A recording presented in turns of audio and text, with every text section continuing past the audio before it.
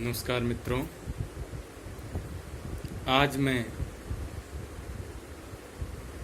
लोक साहित्य में राजधर्म या राजनीति धर्म पर चर्चा करूंगा। जैसा कि मैंने पहले भी कहा है कि लोक साहित्य संपूर्ण जीवन का साहित्य है, उसमें सब कुछ है। इसलिए राजधर्म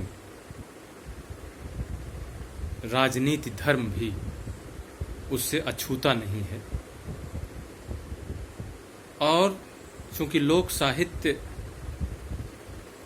का जो रचना काल है वह मोटा मोटी हम कहें तो मध्यकाल है, और मध्यकाल से भी पहले का है। लेकिन अगर हम मध्यकाल ही लें तो चूंकि मध्यकाल में राजधर्म पर बात करना अपने आप में बहुत बड़ी बात है, और वो काल ऐसा था जिसमें राजाओं की नीतियों, उनके अन्याय, उनके अत्याचार की चर्चा करना भी बहुत चुनौती की बात थी। लेकिन ये साहस लोक साहित्य में दिखाई पड़ता है। ये साहस लोक कवियों ने किया, लोक रचनाकारों ने किया। और आप देखें कि लोक साहित्य में ये चर्चा आती है कि राजा कैसा होना चाहिए, राजधर्म क्या है। और आज के परिप्रेक्ष्य में वो राजनीति धर्म है जो उस समय राजधर्म था। और ये धर्म कहावतों में, कहानियों में, लोकगीतों में भी यदा कदा आया है, जिसकी बड़ी महत्वपूर्ण चर्चा आई है। मैं कुछ कहावतों के हवाले से बताऊंगा कि उसमें किस तरह से राजधर्म अभिव्यक्त हुआ है। घाघ की कहावतों में ऐसी कई कहावतें मिलती हैं। घाघ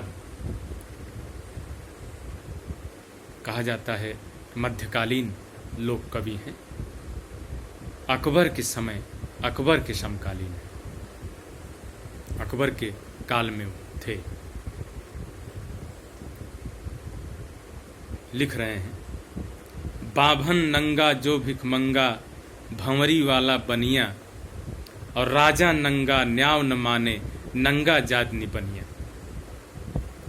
राजा नंगा, ऐसा राजा नंगा है जो न्याय नहीं करता है, उसके राजा होने का कोई अर्थ नहीं है। जो नीति नहीं जानता है, राज की रहई नीति बिन जाने, अघ की रहई हरिचरित बखाने, तुलसी ने भी कहा।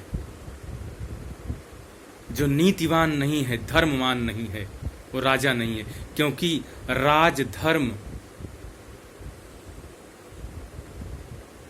नीति से चलता है, नैतिकता से चलता है, मर्यादा से चलता है।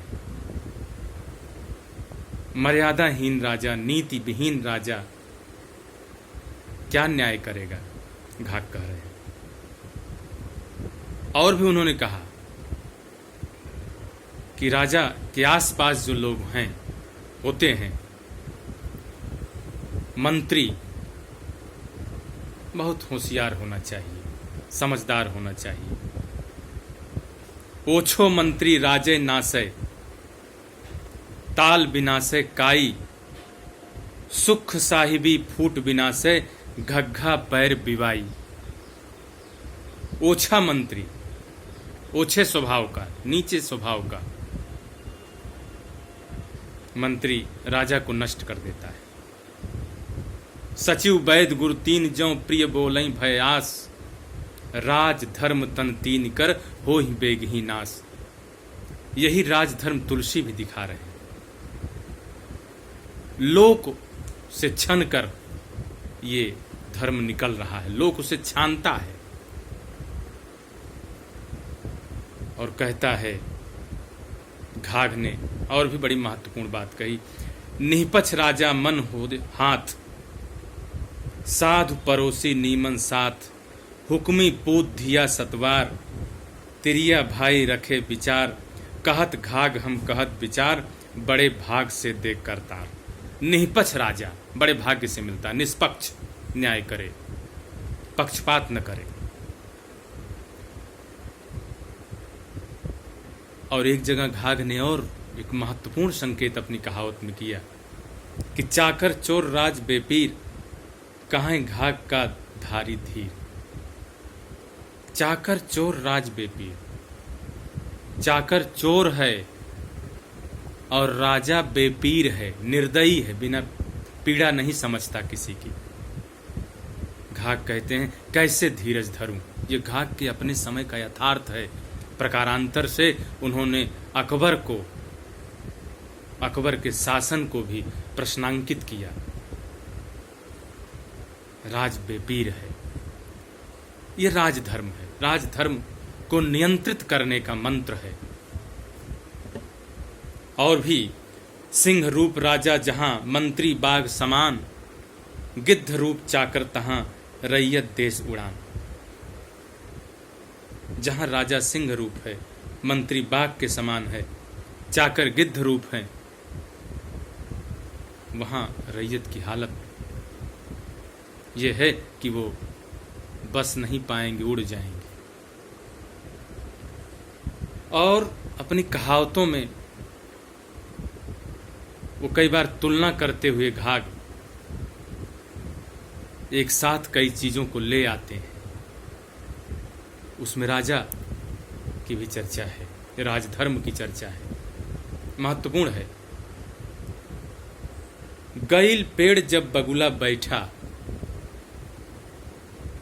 और गईल गेह जहां मुड़िया पैठा। गईल खेत जब जामल गोभी, और गईल राज जहां राजा लोभी।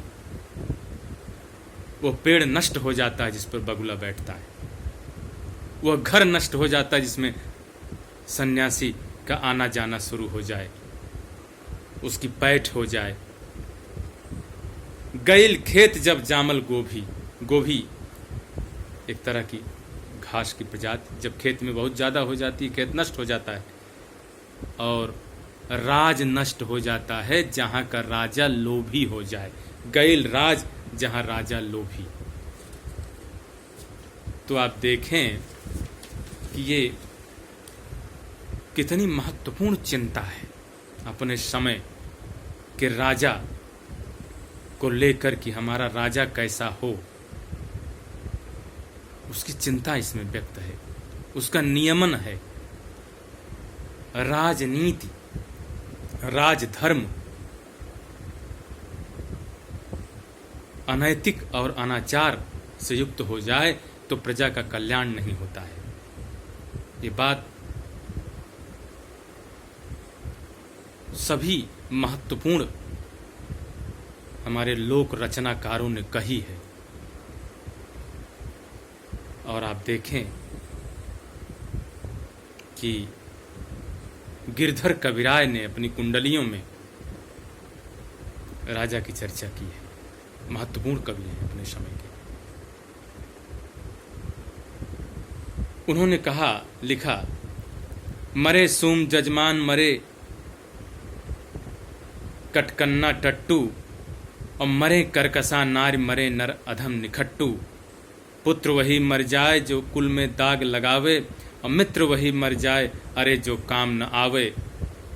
अब बेनियाय राजा मरे ताहि के मरे न रोइए, और सुन विक्रम बेताल कहें, जब ही नींद भर सोइए, बेनियाव राजा मरे। जो घाघ ने कहा था कि राजा अगर न्याय नहीं करता है, न्याय नहीं है, प्रजा के साथ न्यायपूर्ण व्यवहार नहीं करता है, तो ऐसे राजा का कोई अर्थ नहीं है, ऐसा राजा मर जाए। तो आप देखें कि कितनी महत्वपूर्ण बातें हैं कहावतों में, लोकोक्तियों में। और राजा समूची प्रजा का होता है, वो कोई अपने लिए नहीं होता है। यहां तक कि कहावतों में भी आया है कि कोई इस तरह से, मान लीजिए प्राकृतिक कोई आपदा है, कोई असगुन होता है, तो राजा पर उसका असर आता है अथवा पशुओं पर असर आता है, या गोसैया, जो पशुओं का मालिक, उसके लिए शब्द गोसैया। आप देखें कि कहा कि एक पाख दुई गहना, राजा मरे कि सहना। अगर एक पक्ष में, एक ही पाक में 2 बार ग्रहण लग जाए तो या तो राजा की मृत्यु होगी और या तो पशुधन नष्ट होगा, जानवर की मृत्यु होगी। राजा के हित से समूची प्रजा का हित जुड़ा है, राजा के भाग्य से समूचे प्रजा का भाग्य जुड़ा है। राजा अनर्थ करेगा, उसका दंड समूची प्रजा को भोगना पड़ेगा। उसी तरह से आज के समय में भी ये जो राजधर्म है, इससे हमें सीखने की जरूरत है और हमारी राजनीति को भी इससे प्रेरणा लेने की जरूरत है, क्योंकि राजनीति बिना नीति के कोई अर्थ नहीं रखती है और नीति मनुष्यता की शर्त पर नहीं हो सकती है। नीति मनुष्यता के पक्ष में होनी चाहिए, उसके कल्याण के लिए होनी चाहिए। धन्यवाद, प्रणाम।